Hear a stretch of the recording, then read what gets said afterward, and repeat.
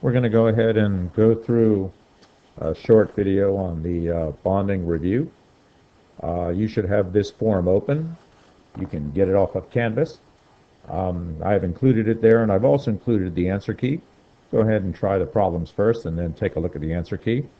I'd like to remind you what we've learned and how to apply it for this information. You're certainly welcome to use a periodic table on the test here. We should remember that the left side are metals, the right side are nonmetals. We should also remember that the columns are organized by the number of valence electrons, 1, 2, 3, 4, 5, 6, 7, 8. This area, remember, in between was transition metals, so it can vary a little bit there. That's really important for us to try and do Lewis dot structures here. The other thing you should probably have, although we'll provide it for you now that I think about it on the test, is an understanding of what electronegativity values are. That is the degree to which an electron will grab, an atom will grab an electron. And you can see that in general they increase as we go from left to right. So these guys are far more likely to grab an electron than these guys over here. Okay, let's go ahead and take a look at the questions, and then we'll try and review a little of the material as we go along. So the first one, why do elements form bonds? The key to this is to understand that for some reason 8 is the magic number. The Octet Rule. Things want to have rings of 8 electrons, that is, in their valence. So if we go ahead and look at a combination like, chlorine, right? So chlorine, if we look way back here, has, there it is, has 7 valence electrons. So let's put them in here, 1, 2, 3, 4, 5, 6, 7. It wants to have 8, so it wants somebody else to give it 1. Who else has 1? Oh, you could have hydrogen, for example. So if we put 1 from hydrogen in there, you now have your ring of 8. That's the Octet Rule. So the valence shell now has 8. It is stable, 8 electrons there. There's 2 different ways that this could happen, of course. One is that one could give an electron and one could lose. And the other way is they could share it, right? So in this case, looks like chlorine is probably the winner there. Although some of you might remember that hydrogen only wants 2, so really they're both winners, aren't they? Okay, that's the first thing we learned, was Lewis dot structures. Then we learned that there's 2 different ways it could happen, sharing or transfer. Transfer would be ionic, right? And sharing would, of course, be covalent, right? So let's just take a look. Suppose I had a molecule like, what shall we say, SO2, right? Sulfur dioxide. So you've got this, this, this. Sulfur there has 6, oxygen has 6. So 1, 2, 3, 4, 5, 6. 1, 2, let's do a different color here so you can really see it. 1, 2, 3, 4, 5, 6. That works.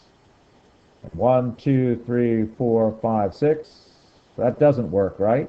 So what you would have to do is take these 2, right, and bring it over here, and these 2, and bring it over here. And then you've got 8 and 8. In other words, what happened, in order for me to make rings of 8, we had to share the electrons. You can see that these electrons are being shared between sulfur and oxygen there. So that's why it's covalent then. So they all have to do, of course, with octet, but how they distribute could give us ionic or covalent. Ionic, you have a winner or loser. Covalent, they're both winners here. What's another thing that we know? Well, if you look on the table here, in general, if you combine a metal with a non-metal, like, so sodium and chlorine, it's probably ionic. If you combine a non-metal with a non-metal, like sulfur and oxygen, it's probably a covalent. Okay. So if you look down here, right, metals and nonmetals, right? So there's nonmetals are in covalence, metals only in ionics. Oops, sorry about that. The other thing we learned about was we learned several properties here, right? Okay. So we learned the properties of melting points, conductivity, and solubility. We went ahead and did some tests on that. We found that ionic molecules have a really hard time melting, but that they conduct electricity really well, and they dissolve in water really, really well. Okay, so let's go ahead and look at this. These are called intramolecular forces. The intramolecular forces are nonpolar covalent, polar covalent, and ionics. And we found here that if ionic has a high melting point, easily soluble in water, and conducts electricity really, really well. Those are intermolecular forces.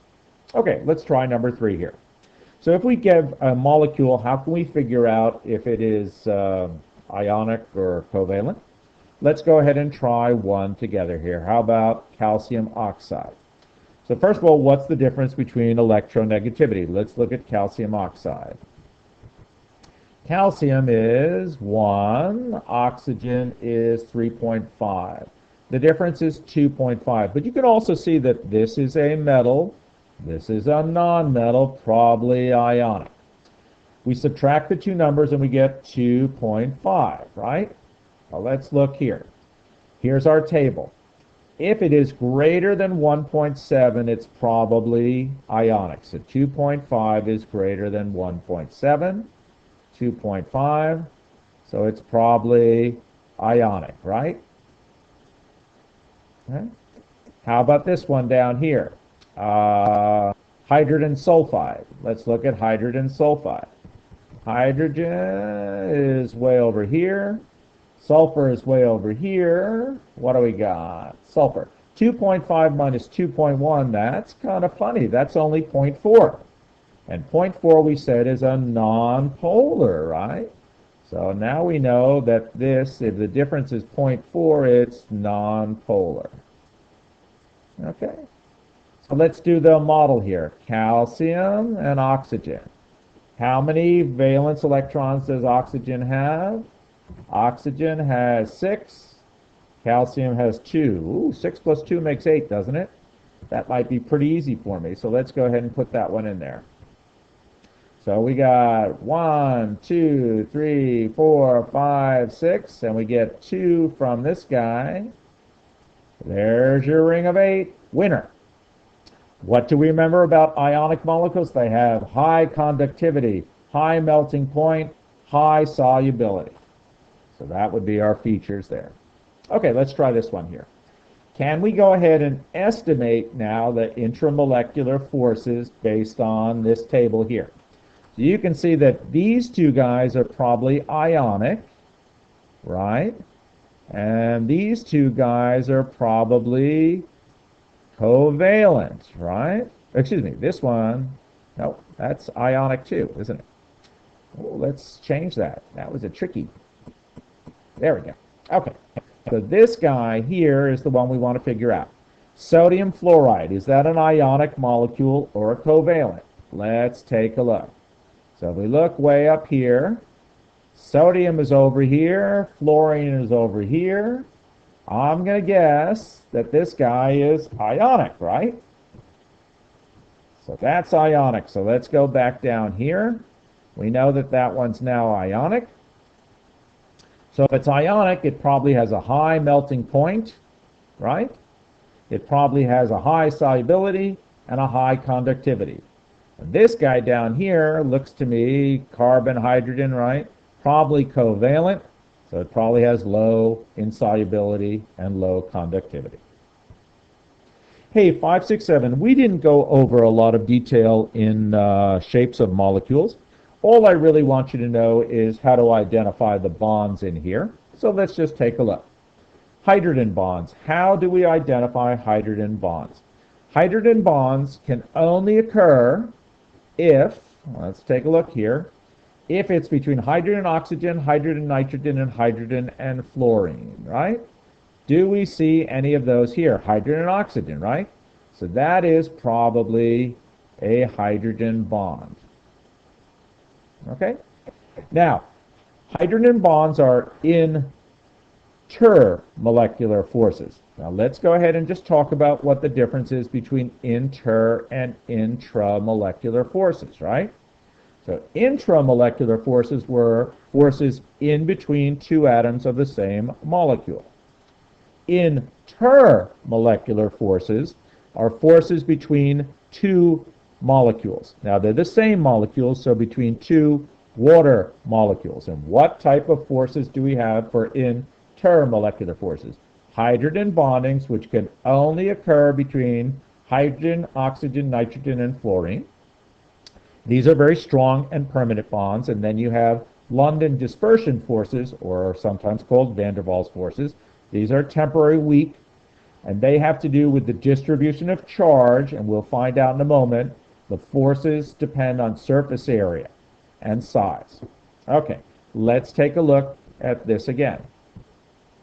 So, what are the intramolecular forces? Well, we can see oxygen and hydrogen are what make up the molecule, oxygen and hydrogen.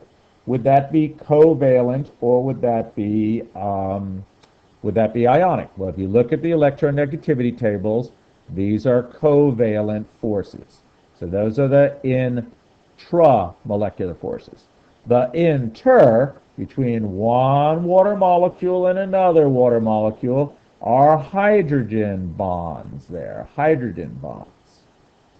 So that's all I wanted you to know about that problem. Number 8. So now we're going to talk about what features determine the London dispersion forces here. So we have two molecules, butane and we have octane. Here they are. We can go ahead and see that the bonds are carbon to carbon and carbon to hydrogen for both of the molecules. Both of these are non-polar. So this is all non-polar. Okay? Okay. So we have non-polar intramolecular forces holding them together. Now, how about if one butane was to react with another butane molecule, right? Could we have hydrogen bondings as far as intermolecular? Well, no, we could not, because there's no hydrogen, oxygen, hydrogen, nitrogen, or hydrogen fluorine. So we have to have London dispersion forces between this and this. Okay? So how strong is it? Well, the two features that I mentioned are size of the molecule and surface area. So size of the molecule and surface area. Let's see if I bring that up there. Here we go. So let's take a look at the molecule. Is it big? Is this a big molecule, and does it have a lot of surface area? Well, it's not a terribly big molecule, and it doesn't have a lot of surface area, so I'm going to guess that the London dispersion forces are low in this one. How about octane? Octane is a bigger molecule with more surface area, so the London dispersion forces are higher here. Octane has higher London dispersion forces than butane. So the attraction for one octane to another is high. The attraction for one butane to another is low. Therefore, since the LDF is lower in butane, it has a lower boiling point. It easily evaporates like in a cigarette lighter. Okay? So the forces there in a butane are weaker, right? Because there's less attraction between the molecules. Okay, finally, let's try number 9. So we're going to go ahead and try and figure out all these intermolecular forces based on the molecule itself.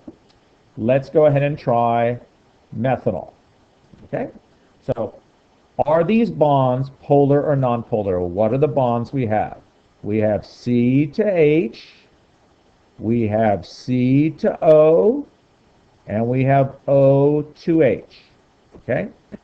So as far as the intramolecular forces, what are these bonds? Let's go ahead and look back on our table up here, and let's figure out what the electronegativity numbers are. So, C to O is 1. So C to O, difference is 1. C to H is what? 0.4. And C to C is 0, right? So let's take a look down there. C to O is 1. See if I can remember all these going back and forth. So C to O is 1. Oh, C to H was 0.4. Oh, I'm sorry, it's O to H, isn't it? And what is O to H? Let's find out. And O to H gave me, O to H, the difference is 1.4. I got it, 1.4. So that's 1.4. Okay, that's a nonpolar, that's a polar, that's a polar. So let's go ahead and see. CH, CH, CH, I got 1, 2, 3 of those. So I got 3 nonpolars, right? And CO and OH are polar, so I got 2 polar. So it's not completely polar, it's not completely nonpolar, it's sort of slightly, right? So it's slightly polar, yes? Partially polar, I like that. Let's put partially polar down there, partially polar. All right, so it's a partially polar molecule. How about the intermolecular forces? So let's take a look at this molecule down here. The 2 intermolecular forces are hydrogen bonds and London dispersion forces. Is there a possibility for one methanol to form a hydrogen bond with another methanol? Do we see hydrogen and oxygen? Yes, we do. So there could be some H bonds here, right? That is possible. Okay? Is it possible that we could have London dispersion forces? Well, here's the deal. If it's very, very polar, you cannot have LDF. Is this molecule very, very polar? No, it's not. So we could have some LDF forces. Okay, if it's partially polar, what would we expect in the surface tension? Probably medium for the surface tension, probably medium for the capillary rise, and would it take a long time? Yeah, it'd probably take a long time to evaporate. Okay, so that's what we expect if something is somewhat polar. Let's take a look at one more molecule just so we understand. How about propane? So propane has what? C to H. We said that that's 0.4, right? Okay. And we've got C to C. Now I can minus C to C. That's going to be 0. So you can see that this is going to be a nonpolar molecule. Oops, nonpolar over here. And how many? 1, 2, 3, 1, 2, 3, 4, 5, 6, 7, 8, 9. So I had 10 nonpolar molecules, right? 10 of them. This is a very nonpolar molecule. Could we have hydrogen bonds? No, we don't have HO, we don't have HN, we don't have, no, we cannot have hydrogen bonds. Could we have London dispersion forces? Yes, when it's nonpolar, you have very high London dispersion forces.